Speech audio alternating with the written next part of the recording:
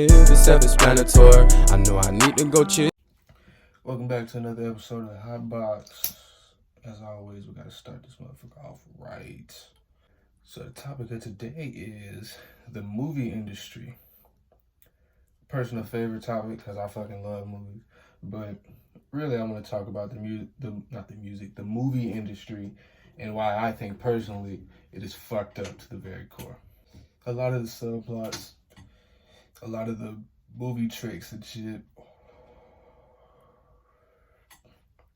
a lot of those storylines they try to bring in, they either don't make sense, they're written terribly, they're not realistic, or they're reused. But I noticed the most recent type of movie coming out is the reboot. There's a lot of reboots coming out, and they're being rewritten to be more dramatical, which I personally don't fuck with. And there's a lot of people that are probably going to say, oh, well, Marvel did a reboot with the Spider-Man movies. Not true. Well, anybody who can use common sense can basically tell. None of the separate Spider-Man movies, the original Spider-Man trilogy that came out in the early 2000s, the Amazing Spider-Man, and the new Spider-Man that just came out with Tom Holland, Spider-Man, Homecoming, and all that, they are all canon to the Marvel Universe, obviously.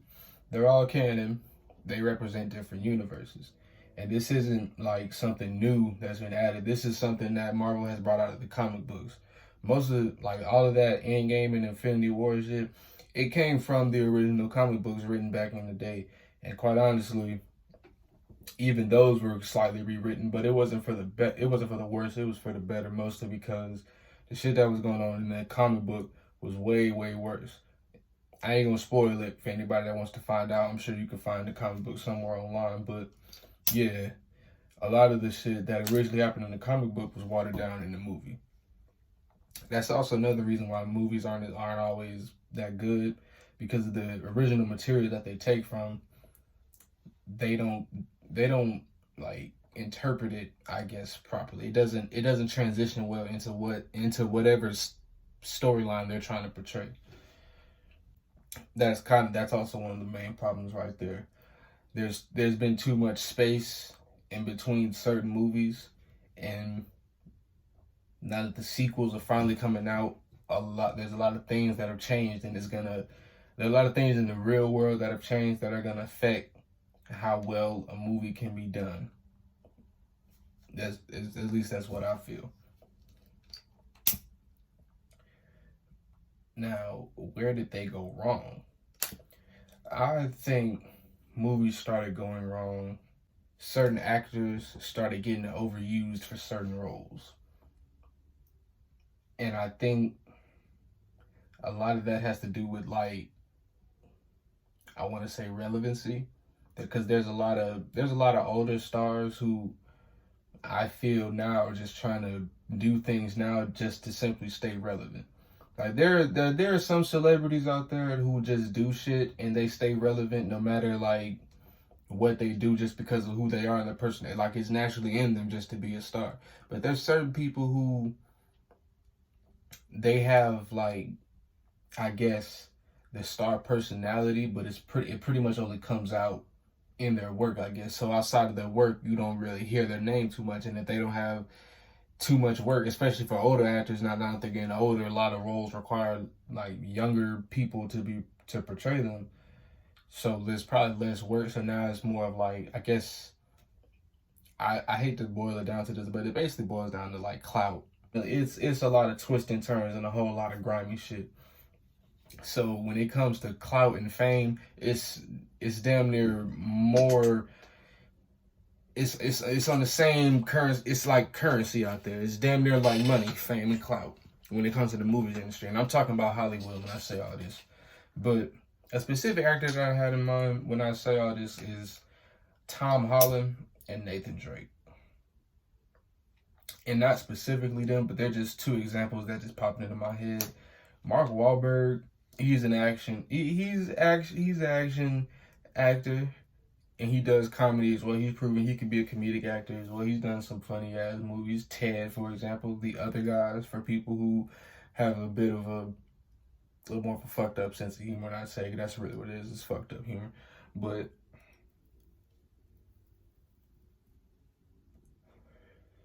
for anybody who's played the Uncharted games, they have an Uncharted movie coming out. And Mark Wahlberg is playing the character Sully. And Tom Holland is playing the character Nathan Drake. And this isn't a shot at their acting, because they're good actors. But I feel like even though they're good actors, there's just certain looks and personalities that certain celebrities just wouldn't fit.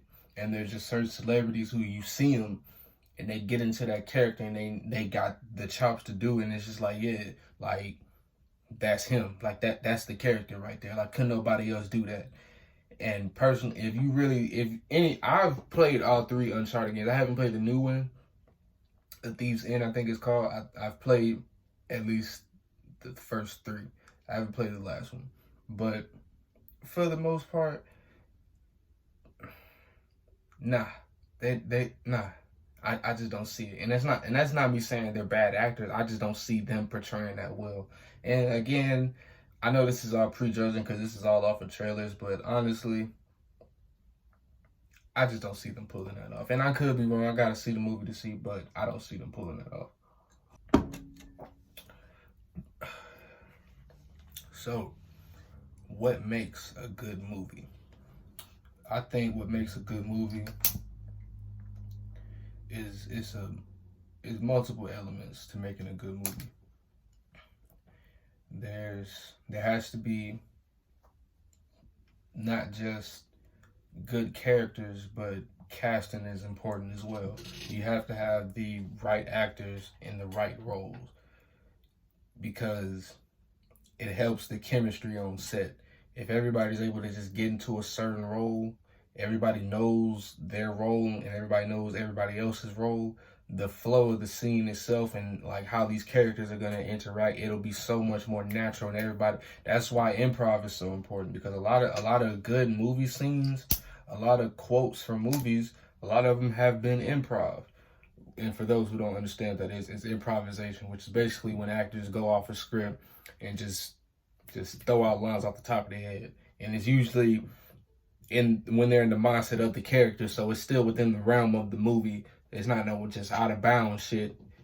But yeah, you get what I'm trying to say. But basically, it helps chemistry on set. It really just helps the movie go along. So I'd say a good script. You gotta have a good script, a good director. I'm gonna be honest, making a good movie is like making a good car. You could have a million amazing parts, but if you have that one part in that crucial spot that you really need, it could fuck everything up. Like, there have been movies with wonderful directors, horrible writers, wonderful writers, horrible directors. I'm gonna give you 2 points in case. The John Wick movie, I did some research, because again, I love movies. The John Wick movie, he was originally supposed to be an older man. I think in the movie, John is in his late 30s. I'm not completely sure. Possibly late 30s, possibly early 40s. In the original like written script, it might have been a book. It was either a book or a script, but it was written somewhere. He was originally meant to be older, and a total of 12 people were only supposed to die. And those 12 people turned into an entire organization of people dying. So you kind of see what I'm saying. Another case in point,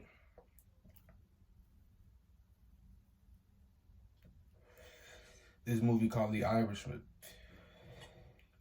Wonderful story. The director, though, I feel fucked it up. And I wouldn't say he fucked it up. He was really, again, I did research. He was kind of forced to do it. I think the director was Nick Pileggi.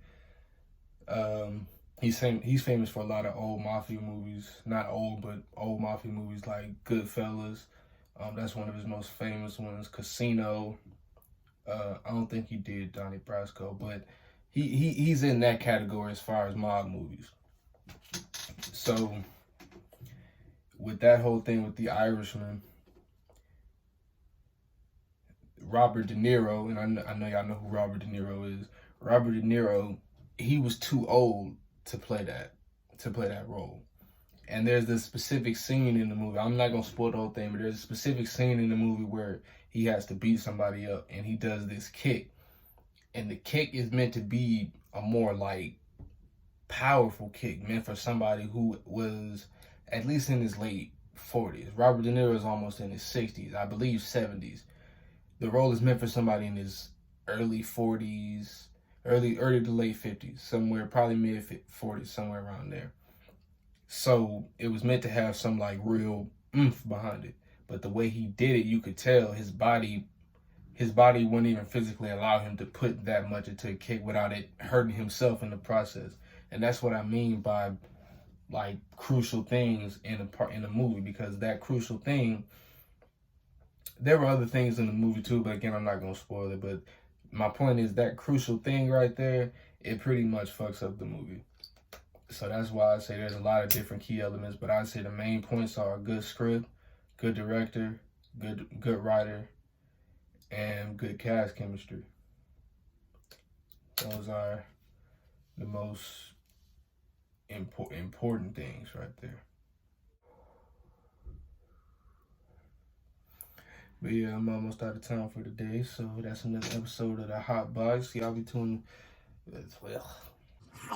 What the fuck was that? Anyway, y'all be sure to tune in next week or the next 2 weeks, next month, whenever I upload. Because again, I work. I don't know when the fuck I'm gonna upload.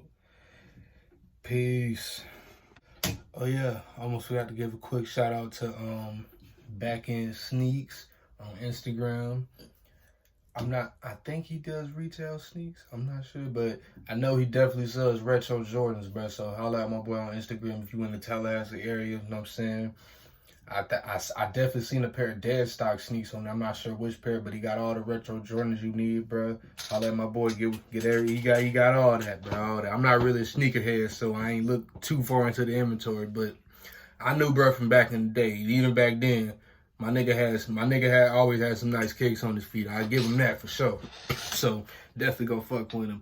And another thing, y'all go on SoundCloud, Spotify, YouTube, wherever, nigga, Instagram. Y'all go check out JayJo. That's my boy. He making music. His previous names were G Fetty and a whole bunch of. I ain't finna say all of them because.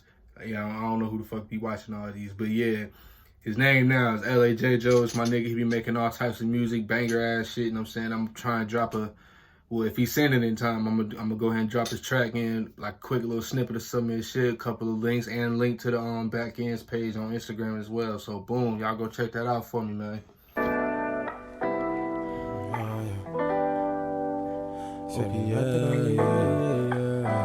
Okay,